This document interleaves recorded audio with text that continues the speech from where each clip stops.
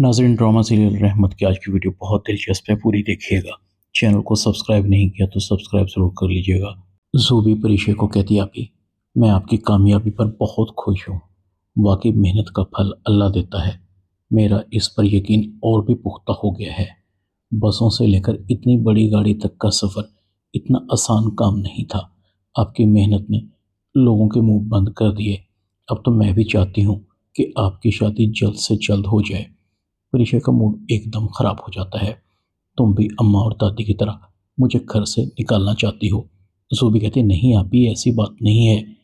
आखिर हम लड़कियों की शादी एक ना एक दिन तो होनी ही होती है। अम्मा और दादी हर वक्त आपकी शादी की वजह से परेशान रहती हैं। कब तक आप हमारा बोझ उठाएंगी? अपने बारे में सोचिए। परिशय मुस्कुराते हुए कहती है, हो जाएगी मेरी शादी भी। तुम अम्मा दादी की तरह सोचना बंद कर दो। ज़ूबी कहती है, आपी आपसे एक बात पूछूं? प्रीशा कहती है, पूछो। ज़ूबी कहती है, बारी भाई और आपके दरमियान में कोई झगड़ा हुआ है क्या? प्रीशा कहती है, तुम्हें ऐसा क्यों लग रहा है? ज़ूबी कहती है, मुझे लगता है कि कुछ ज़रूर ऐसा हुआ है। प्रीशा की आंखें हल्की सी नम होती हैं, जैसे ज़ूबी ने उसके ज़ख्मों पर नमक छिड़क दिया हो। प्रीशा कहती है, बताया तो था, वो लोग मेरी प्रमोशन नहीं कर रहे थे। मुझे अपनी इंसल्ट महसूस हुई और मैंने रिज़ाइन कर दिया। ज़ूबी दिल ही दिल में कहती है, मगर आपी मेरा दिल मुतमिन नहीं हुआ। मैंने आपको कई बार अकेले में अफसुर्दा पाया है। दूसरी तरफ रुमैसा बेगम कहती है, ज़ुबैदा बेगम के दरवाजे पर एक नई गाड़ी खड़ी है, आप पता करें वो किसकी गाड़ी है। आलम कहता है, तुम्हें कुछ पता है? ये तुमने कोई पता लगाने की कोशिश की है? रुमैसा बेगम कहती है, मुझे क्या पता, आप तो ऐसे कह रहे हैं जैसे वो हर बात मुझे बताती है। मैं तो कहती हूँ आलम, आपको अभी जाकर देखना चाहिए, कौन है जो इतनी देर से बैठा हुआ है, जाने का नाम नहीं ले रहा। आलम कहता है, अच्छा मैं जाता हूँ, पता लगाता हूँ ये गाड़ी किसकी है। आलम गाड़ी को देख रहा था, गाड़ी बिल्कुल न्यू थी। आलम घर जाता है। दादी कहती है, आलम तुम्हें मुबारक हो। प्रीशा को उसके ऑफिस वालों ने उसकी परफॉर्मेंस को देखते हुए ना सिर्फ गाड़ी दी है बल्कि ड्राइवर भी साथ में दिया है। भाई मुझे तो गाड़ी में बैठकर सफ़र करके बहुत मज़ा आया है। आलम कहता है, बहुत अच्छा है। आलम दिल ही दिल में सोच रहा था, मेरी बेटियां कितनी मेहनती हैं, काश मेरे बेटे भी मेहनती होते। आलम रुमैसा बेगम के पास आता है।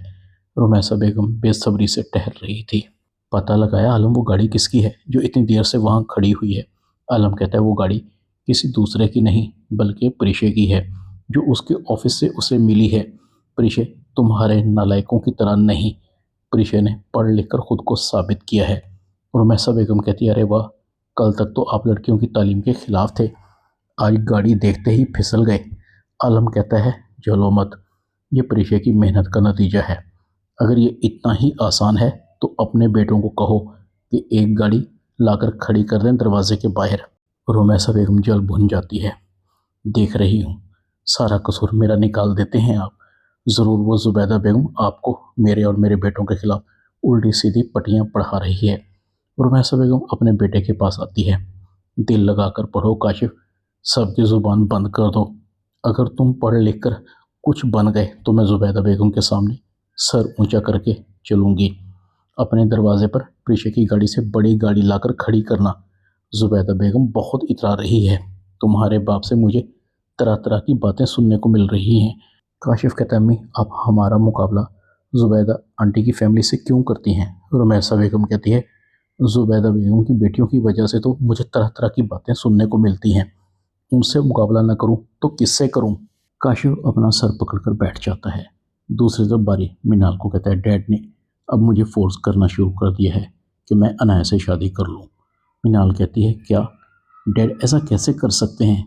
बारी, तुम बिल्कुल भी अनाया से शादी के लिए हाँ नहीं करोगे, मैं डैड से बात करती हूँ। मिनाल अपने बाप को कॉल करती है, डैड क्या हो गया है आपको? जो रिश्ता पहले ही ख़त्म हो चुका है उसे फिर से क्यों जोड़ने की कोशिश कर रहे हैं? दोनों बहुत मुश्किल से संभले हैं और मैं ये कहानी दोबारा से रिपीट नहीं करना चाहती। डैड, दोनों की मेंटेलिटी में ज़मीन आसमान का फ़र्क है। आप अनाया को छोड़ दें, मैं बारी के लिए कोई और लड़की ढूंढ लूँगी। अनाया सब कुछ सुन रही थी। मॉम कह रही हैं कि मैं इससे अच्छे ताल्लुकात बनाऊं, मगर ये मेरी और बारी की शादी में सबसे बड़ी रुकावट है।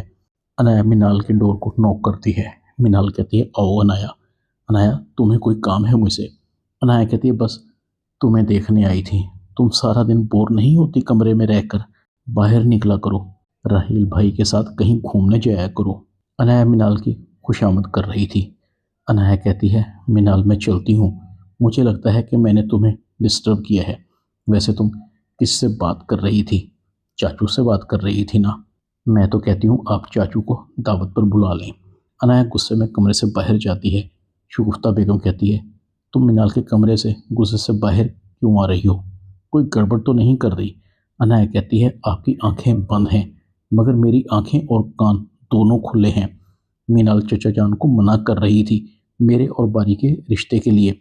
वो नहीं चाहती कि हमारा रिश्ता तय हो। मैंने खुद फ़ोन पर मीनाल को चचा जान से बातें करते सुना है।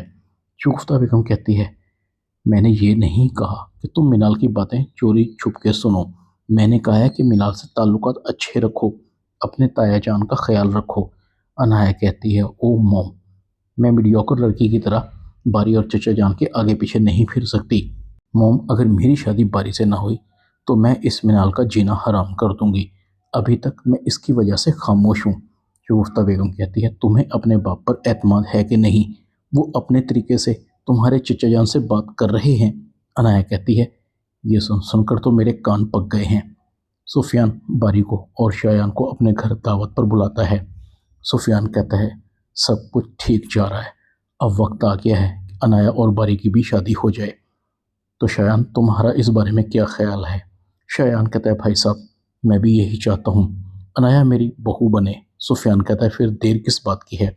मीनाल कहती है पहले हमें बारी की मर्जी तो जान लेनी चाहिए। मीनाल अपने बाप को कहती है क्या हो गया डैड, मैंने आपको मना भी किया था कि बारी और अनाया की सोच में ज़मीन आसमान का फ़र्क है, ये दोनों एडजस्ट नहीं कर सकेंगे। अनाया बारी को कहती है चचा जान और अबू एक बार फिर हमारे रिश्ते की बात कर रहे हैं, बारी तुम्हारा क्या ख्याल है? बारी कहता है मैं अभी शादी के लिए तैयार नहीं हूँ। बारी चला जाता है। अनाया गुस्से से तिलमिलाती रहती है ये तो मुझे अछूत की तरह समझता है, मैं ही बेवकूफ़ हूँ जो इसके आगे पीछे फिर रही हूँ। मगर बारी मैं तुमसे शादी करके रहूँगी, मेरा नाम अनाया है।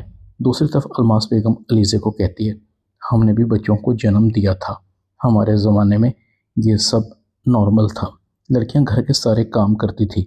मगर आजकल की लड़कियों ने माँ बनने के अमल को बहुत पेचीदा बना दिया है, खुद को बीमारों की तरह बेड तक महदूद कर देती हैं जैसे बीमार हूँ। आजकल के मर्दों का रवैया भी अजीब सा हो गया है। ज़ुहैब के अब्बू मुझसे मोहब्बत करते थे मगर किचन में काम नहीं करते थे। अलीज़े सुन रही थी।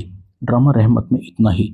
चैनल को सब्सक्राइब कर दें, वीडियो को लाइक कर दें और बेल आइकॉन के बटन को दबाकर ऑल पर क्लिक कर दें ताकि आपको मेरी नई आने वाली वीडियो को नोटिफिकेशन फ़ौरन मिल सके। अपना ख्याल रखिएगा। अल्लाह हाफिज़।